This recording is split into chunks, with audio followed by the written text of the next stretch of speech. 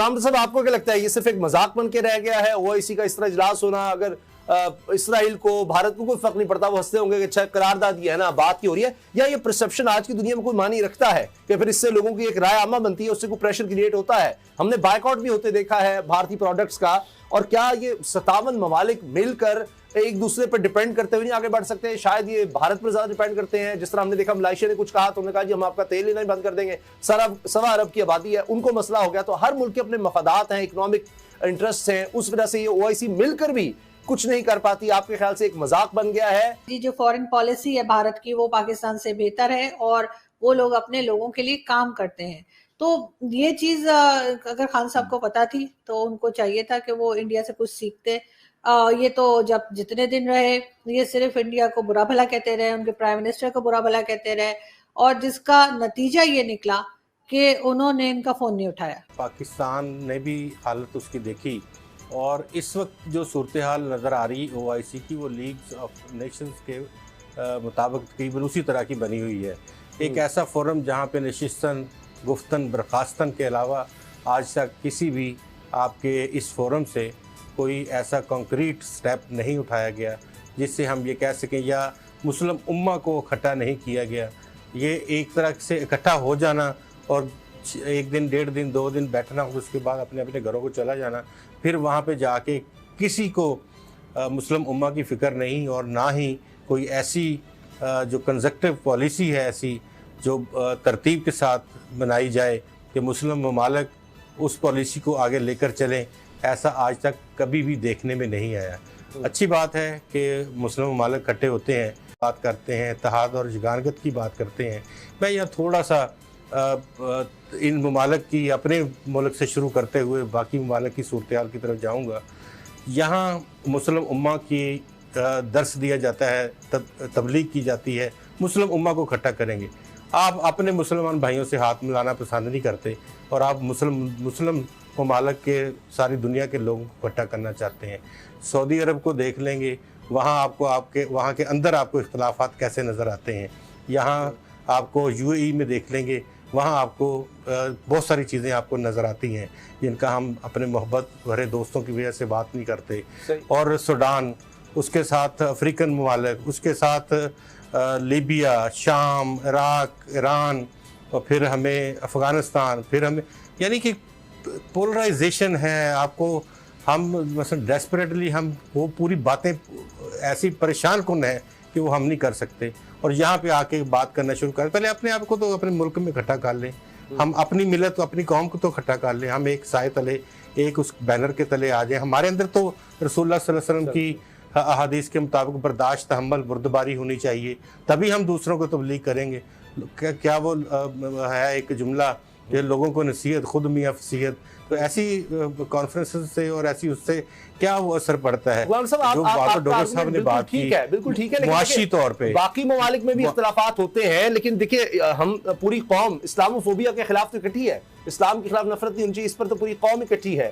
اسی طرح دیگر ممالک اچھا، پھر مجھے یہ بتائیں کہ اگر یہ ہماری وجہ سے کیا ہے نا انہوں نے اسلاموفوبیا، تو 15 مارچ کیوں رکھا ہے جس دن نیوزی لینڈ میں مسلمانوں کے اوپر حملہ ہوا تھا؟ بنیادی طور پہ جسنڈا آرڈن جو ہے اس وقت سے کام کر رہی تھی، اس سے پہلے کئی ممالک جو ہیں وہ بات کر رہے تھے، ملائیشیا بہت عرصے سے اس چیز کے اوپر لگا ہوا تھا۔ اسلاموفوبیا کا دن منانا اور چیز ہے، اور مسلمان کو دیکھ کے نفرت کا اظہار کرنا، جو دنیا بھر کے ایئرپورٹس کے اوپر مسلمان کا نام دیکھتے ہی، محمد نام دیکھتے ہی ایک نفرت کا اظہار کیا جاتا ہے، اس کو کون روکے گا؟ دن مناتے، ماں باپ کا، ماؤں کا دن منایا جاتا ہے، کیا ساری کی ساری مائیں جو ہیں وہ ان کی عزت ہو رہی ہے گھروں میں؟ باپوں کا دن منایا جاتا ہے، کیا باپ جو ہیں وہ 80 سال میں مزدوریاں کر کے نوجوانوں کو نہیں پڑھ رہے؟ کیا جو دن منانا ایک سمبولک، آپ اس کو اہمیت، کینسر کا دن منایا جاتا ہے، ساری دنیا سگریٹ پی رہی ہوتی ہے اس دن، ڈاکٹرز بھی سگریٹ پی رہے ہوتے ہیں۔ میں یہ عرض کرتا ہوں کہ ہمیں اپنے آپ کو، کیا ہم نے پریکٹیکلی ہم نے ایسا ہی اپنا ہیپوکریٹ دکھانا اپنے آپ کو؟ کیا ہم اپنے اوپر نہیں لگا سکتے، لاگو نہیں کر سکتے حقوق العباد؟ جی بالکل، ابھی کیونکہ خان صاحب کے جانے کا ٹائم ہو گیا ہے تو جاتے جاتے عقل واپس آنے لگی ہے جو ان کے پاس پہلے بھی تھی جب وہ پرائم منسٹر نہیں تھے۔ تب بھی آپ کو یاد ہوگا بڑی اچھی باتیں کیا کرتے تھے اور ہم لوگ بڑے امپریس تھے عمران خان صاحب سے, اور ہمیں لگتا تھا کہ بڑے جیسے کہنا چاہیے پڑھے لکھے آدمی ہیں اور ایک بڑی روشن خیالی سے بات کیا کرتے تھے. تو بیچ میں جب وہ پرائم منسٹر بن گئے تو بالکل ہی ہم نے ان کا کوئی اور ہی چہرہ دیکھا. تو اب انہوں نے پھر کہا کہ جی جو فورن پالیسی ہے بھارت کی وہ پاکستان سے بہتر ہے اور وہ لوگ اپنے لوگوں کے لیے کام کرتے ہیں. تو یہ چیز اگر خان صاحب کو پتا تھی تو ان کو چاہیے تھا کہ وہ انڈیا سے کچھ سیکھتے. یہ تو جب جتنے دن رہے یہ صرف انڈیا کو برا بھلا کہتے رہے, ان کے پرائم منسٹر کو برا بھلا کہتے رہے, اور جس کا نتیجہ یہ نکلا کہ انہوں نے ان کا فون نہیں اٹھایا. اور اس سے پہلے جبکہ یہ بات ہوئی تھی کہ جی میں 1 قدم بڑھاؤں گا, آپ اور آگے 10 قدم بڑھائیں گے, اس طرح کی باتیں چل رہی تھی آپس میں. بلکہ مجھے اچھے سے یاد ہے کہ انڈین پرائم منسٹر نے یہ بھی کہا تھا کہ اگر ہمیں لڑنا ہی ہے تو ہم غریبی کے خلاف لڑیں, ہمارے یہاں جو پریشانیاں ہیں اس کے خلاف لڑیں. اس طرح کی باتیں انہوں نے کی تھی اور بڑا ایک پازیٹیو سائن تھا. لیکن بعد میں خان صاحب نے جو ہے وہ ہمیشہ نیگیٹو ہی بات کی اور اسی قسم کے اسٹیٹمنٹس دیے. اور اب جاتے جاتے ایک بار پھر انہوں نے, جو کہ سچی بات ہے, میں کہتی ہوں کہ بڑی سچائی انہوں نے آج, بلکہ حامد میر صاحب نے بڑا ٹونٹ کر کے اس کلپ کو ٹویٹ کیا تھا کہ خان صاحب کے اوپر. تو میں نے وہاں پہ بھی لکھا حامد میر صاحب کو کہ ایٹ لیسٹ اس چیز میں آپ کو ان کی تعریف کرنی چاہیے کہ یہ صحیح بات کر رہے ہیں اور اچھی بات کر رہے ہیں. آپ کو کوئی جو ہے نقصان نہیں ہے اگر آپ اپنے پڑوسی سے, چاہے اس کے ساتھ آپ کے ٹرمز اچھے نہ ہو, اس کی کسی اچھی بات کو آپ اڈاپٹ کریں اور اپنے گھر کو بھی صحیح کر لیں. تو خان صاحب نے بڑے اچھی یہ بات کی ہے, لیکن افسوس یہ ہے کہ ان کے ہاتھ میں کچھ نہیں ہے, اور جن لوگوں کے ہاتھ میں ہے وہ اس چیز کو ٹھیک نہیں کر رہے. ورنہ بات کریں نہ کہیں کہ جی قریشی صاحب کیا کر رہے تھے, ساری ذمہ داری عمران خان پہ ڈال دینا تو ٹھیک نہیں ہے. فورن منسٹر تو شاہ محمود قریشی صاحب تھے نا, ان کو بھی تو, ان کے اوپر بھی تو کچھ ذمہ داری ڈالیے. ٹھیک ہے, ایز اے پرائم منسٹر جو ہوتا ہے وہ ہیڈ ہوتا ہے, ساری ذمہ داری اس کے اوپر ہم بول دیتے ہیں. ہم جرنلسٹ بھی بہت بار ہر بات کے لیے عمران خان کو کہہ دیتے ہیں, لیکن اس سب میں فورن منسٹر کا کیا رول ہے, وہ کیا کر رہے تھے؟ وہ کیا اپنی درگاہ پہ بیٹھ کے بس نوٹوں کی گڈیاں پکڑ رہے تھے, یا ان کو یہ تمیز نہیں ہے کہ جب کوئی امبیسڈر آیا تو اس کے سامنے بیٹھتے کیسے ہیں, یا اپنی چھتری کیسے پکڑتے ہیں اگر کوئی دوسرا آیا ہے آپ کی کنٹری میں, وہ اپنی امبریلا خود پکڑ رہا ہے اور شاہ محمود قریشی صاحب کی امبریلا ان کا سٹاف پکڑ رہا ہے. مطلب آپ کیا دکھانا چاہتے ہیں؟ ایک ایسا ملک جو پورے وقت فنڈ مانگتا ہو, لون مانگتا ہو, اس کا فورن منسٹر اپنی امبریلا نہیں پکڑتا, اس کا فورن منسٹر انسانوں کی طرح تمیز سے نہیں بیٹھتا. تو اب ظاہر ہے ہوتا تو یہی ہے کہ جب آپ کے بچے اگر ہوں اور بچے کچھ غلط کام کریں تو لوگ تو یہی کہتے ہیں نا, ماں باپ نے کچھ نہیں سکھایا.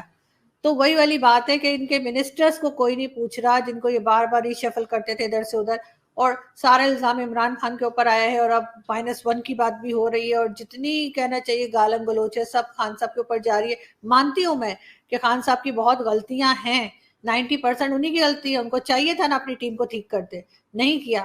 لیکن اگر عمران خان کو نکالا جا رہا ہے تو ان کے اوپر اگر کیسز بنیں گے, میں نے تو یہ تک سنا ہے کہ جیل بھی تیار ہو رہی ہے. جو یہ کہا کرتے تھے نواز شریف کے پنکھا نکال دو, اے سی نکال دو, ٹی وی نکال دو, یہ سب ان کے ساتھ بھی ہونے جا رہا ہے. تو ان کے ساتھ ساتھ یہ زلفی بخاری, یہ شہباز گل, یہ ان کے جو منسٹر ہیں, یہ اسد عمر, اور اس قسم کے ان کے جتنے ان کے آگے پیچھے ٹیڑے میڑے جتنے لوگ انہوں نے جمع کر رکھے ہیں, ان سب کو جو ہے وہ جیل میں ڈالنا چاہیے. جو انہوں نے کہا تھا نا نور عالم خان صاحب نے, ان کے نام ڈال دیں ECL میں, یہ بھاگنے نہ پائیں. ان میں سے کچھ تو بھاگ بھی گئے ہیں, لیکن جو یہاں بچ گئے ہیں ان کو پکڑیں. یہ نہ ہو کہ وہ بھی بھاگ جائیں اور اس کے بعد یہ کہیں کہ اب ہم کیا کریں. ہاں وہی حال کریں کہ یہ جو دوسروں کو کہتے تھے وہی کہتا چاہیے نا کہ پلٹ کر آتا ہے, ان کے اوپر پلٹ کر آ رہا ہے, اس کے علاوہ کچھ نہیں ہے.